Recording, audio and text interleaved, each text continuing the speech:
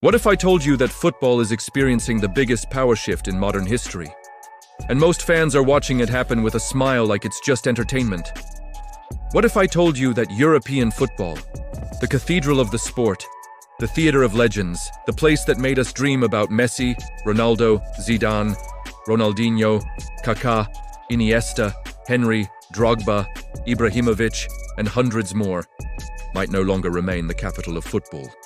Not because the quality has dropped, not because the coaching has failed, not because the fans are gone, but because there is one thing Europe can't fight anymore: Saudi money. Welcome to Sportx Radar. You're here because you want the truth, not PR, not sanitized UEFA statements, not polished articles.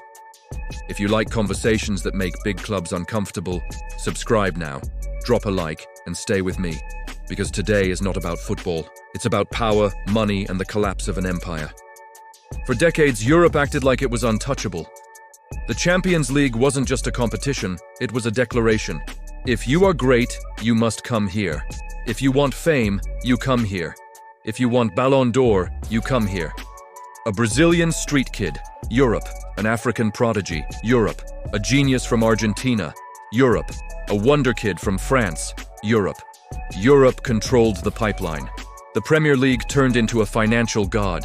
La Liga weaponized Messi versus Ronaldo as global currency. Serie A reinvented itself. The Bundesliga sold efficiency and packed stadiums. League One pretended to be elite through PSG's checkbook. But beneath all this glamour, there was debt, inflation, collapsing TV deals, corrupt domestic associations, stadium ownership nightmares, fan hostility, financial fair play restrictions, and the cold economic truth. Europe is aging, saturated, and broke. Saudi Arabia didn't arrive to join football. They arrived to hijack time itself. Europe needs loans, Saudis write checks. Europe begs banks, Saudis sign authorization papers. Europe is negotiating FFP escape routes. Saudi Arabia is state-backed capital that doesn't care about financial limitations. When Cristiano Ronaldo went to Al Nassr, people laughed. Retirement home, they said. Finished league, they said. But Ronaldo didn't just sign a contract, he opened a portal. He became the marketing vehicle of a geopolitical sports project, a national soft power operation, a global branding recalibration. And suddenly Europe realized, oh no, this is not China 2.0, this is not MLS 2.0, this is something deeper, more dangerous, and more permanent. Europe sells tradition. Saudi Arabia sells future. Europe sells history. Saudi Arabia sells liquidity. Europe sells nostalgia. Saudi Arabia sells transformation. European clubs can't even keep their own stars. Manchester United struggles to renew contracts. Barcelona asks veterans to take salary cuts. Chelsea buys and sells like a casino with no mathematics. PSG can't buy respect, no matter how many superstars they collect. And while Europe is scrambling for economic dignity, Saudi clubs say something terrifying. Name your price, not the player's price. Your club's price, your future's price, your ego's price. Neymar didn't leave because he wanted less pressure. He left because Europe could no longer sustain his cost. Benzema didn't leave because he wanted peace. He left because the Saudi deal guaranteed generational wealth. Kante didn't leave because the Premier League bored him. He left because no European club could match the financial scale. Ruben Neves didn't leave because he was old. He's in his prime, and Saudi money snatched a Premier League anchor. Mitrovic was Fulham's identity, and he walked. Coaches walked, physios walked, analysts walked. Football is not about loyalty, it's an auction of ambition. People still say, but Europe has the Champions League. True, for now. But a football ecosystem is like a power grid. Remove talent, remove superstars, remove global attraction, and the broadcast value collapses. Saudi Arabia is not trying to win Champions League. They were trying to create an alternative center of gravity. Step 1, buy talent. Step 2, buy attention. Step 3, buy cultural legitimacy. Step 4, buy competitions. That's not conspiracy. That's strategy. And while that happens, UEFA is arguing about FFP limits like a bureaucracy protecting a sinking ship. European football wants purity, but it sold its purity years ago. Qatar took PSG, Abu Dhabi took Manchester City. American hedge funds own Chelsea, Milan, Roma, Marseille, United.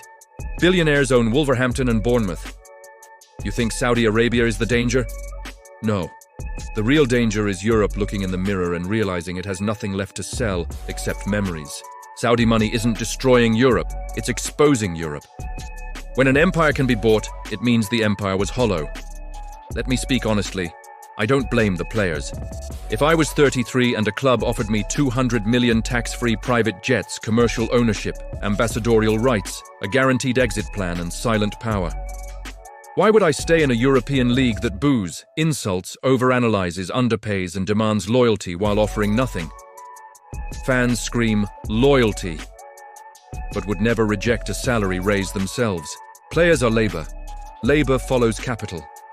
Capital now lives in Riyadh and Jeddah. The biggest fear is not that Saudi Arabia will take aging icons. The fear is that they will take prime players.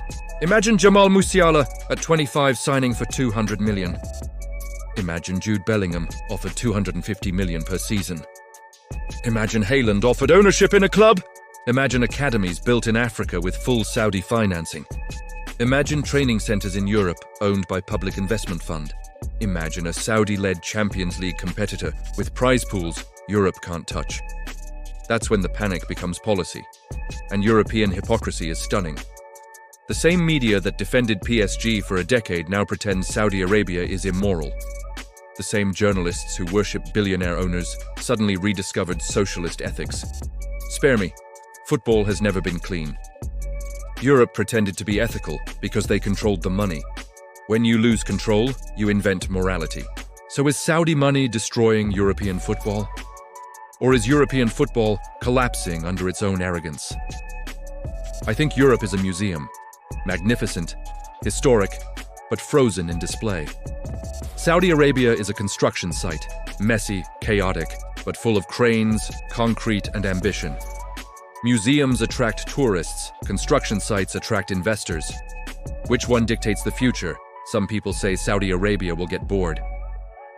Really? A nation that wants World Cup hosting, Vision 2030 transformation, tourism expansion, global media buyouts, geopolitical repositioning. Nations don't get bored. Corporations get bored. States build legacy. This is not a football project. It's a civilizational pivot. Europe thinks in 3-year contracts. Saudi Arabia thinks in 50-year national strategies. What scares Europe most is control. For the first time, Europe cannot dictate prices. They cannot dictate careers. They cannot dictate morality. They cannot dictate ambition. Nobody can block Saudis with regulations because the financial rules were written for clubs, not governments. UEFA cannot sanction political capital. FIFA wants money, not ideology. Let me shock you. Maybe Saudi Arabia is good for football. Maybe outrageous money resets player valuation. Maybe rescue packages prevent economic disaster. Maybe alternative leagues reduce European monopoly.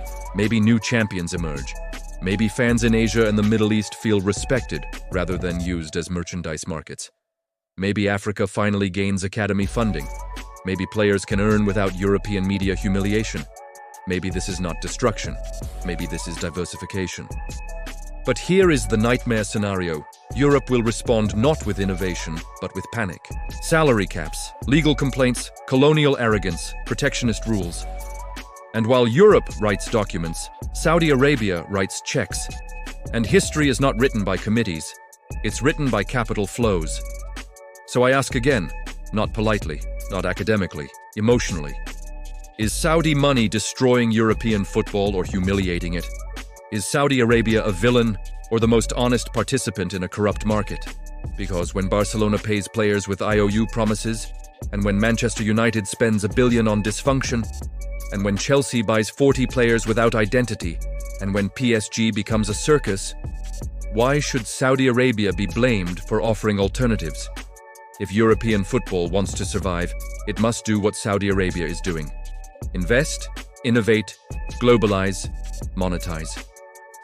The future is not old stadiums, angry ultras, bankruptcy, and nostalgia. The future is international ownership, new markets, and borderless competition. I'm not saying Saudi Arabia will become the best league. But I am saying something irreversible began. The tree of football has new roots, and when roots change, the fruit changes.